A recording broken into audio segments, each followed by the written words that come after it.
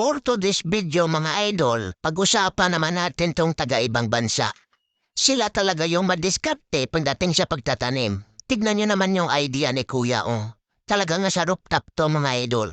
Sa nakikita nyo simintong-siminto yung pinagtatamnan nila. Kaya yung malupit na diskarte nila, yung kanailang tinatamnan ay mga containers o mga plastic bottles na walang laman at hindi siya nagagamit. Kita nyo naman yung mga kamatis nila oh. Talagang sari-sari yung mga tanim dyan. Oh, lako, hindi mo na kailangan pang pumunta dito sa merkado para bumili ng mga preskang gulay, mga preskang kamatis. Ayan o, tignan nyo naman. Ang lupit talaga ng diskarte nila. O ayan, tignan nyo mga idol o. Talagang sari-sari yung mga tanim dyan, mga gulay dyan. Ayan o, kita nyo mga imported pa yan na gulay o. Mga violet siya na na litos o mga pitsay. Ayan o, si ate nag-arbis na ng sibuyas dahon. Nako, sobrang lupit talaga ni ate. Sobrang mahal pa yan bilhin sa merkado. Tapos yung kanyang pinagputulan, itutubo pa yan. Ayan o, nilagyan pa nga ng mga dyan.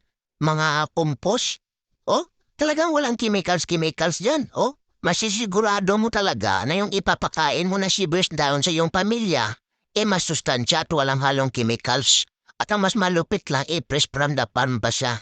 O, ito pa si Lulo o. Naku, may alaga pa nga ang manok sa ilalim mo. Tapos yung mga kamatis niya, talagang hitik na hitik sa bunga. Ayan o, naku, fresh na fresh pa yung kinakain ni Lolo o. Kaya pala siya kahit matanda na, malakas na malakas pa kasi yung kita mo naman yung mga gulay-gulay na yan na kinakain niya, fresh kang fresh ka. Ayan o, naku, siguro si Lolo maglalaswa ito. O ito pa, tignan niya naman mga idol o.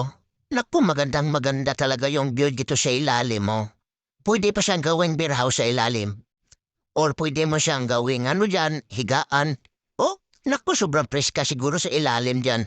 Oh, tapos sa rooftop pa yan. Tingnan niyo naman yung sitaw. Oh, ang dami talagang bunga oh.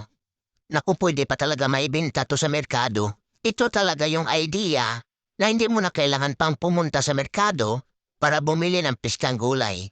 Hindi mo naman niya masisigurado kung preska pa yung gulay na yan. Baka nga isang taon pa yan dyan sa palengke Tapos nilagyanan niya mga chemicals para magmukhang preska. O ito kung ganito ka sa bakuran mo, naku masisigurado mo talaga na fresh from the farm yung gulay na kinakain mo at ipapakain mo sa iyong pamilya. Tignan niyo naman ito mga idolo. At ang mas malupit lang, maganda pa talaga yung view ng bakuran mo. Kahit nasa rooftop siya, yan o. Kaya yung mga taga-syudad yan, huwag kayo mag-alala na hindi kayo makapagtanim. Ayan o, naku sundin niyo lang tong idea nila. Napakalupit talaga nito mga idol. O ito mga idol panoorin natin tong garden ni Kuya. Ayan no, nagarbis na siya ng mga sili. Nakusto, pwede pa talaga yan mabinta sa merkado o sa sobrang dami yan. Pwede mo pa ibinta sa kapitbahay. O, naku kakaiba yung mga upo nila o. Bilog na bilog siya, hindi siya mahaba. Tapos yung mga kalabasa. Naku talaga mga imported dito yung mga gulay-gulay ni Kuya o. Ayan o, tuwang-tuwa siya kasi, naku, marami may bibinta sa merkado Oh, ang lupit talaga ng idea ni Kuya. Oh, ito pa kay ate, mga idol Tignan niyo naman yung garden niya. Tapos may mga pakwan pa siya ng mga Bisaya mga maliliit na pakwan. Oh, ang lupit naman ni ate. Nakakain siya tuloy ng preska ng mga prutas. Kaya huwag mag-alala kung maraming lamok dyan sa bahay niyo kasi marami na mga daon-daon Siyempre yung mga lamok dyan wala yung dengue. Kasi lamok yan ng mga dahon Kontra sa lamok ng nasa kanal ako may dengue talaga yon. Ito talaga yung mga lamok. Naku, pwede pa nga yan masahog sa tinola yung lamok. Kasi lamok lang yan yung kinakain ng lamok dyan, mga gulay-gulay. O tignan nga naman to, ayan naku mga imported talaga mga gulay ni ate.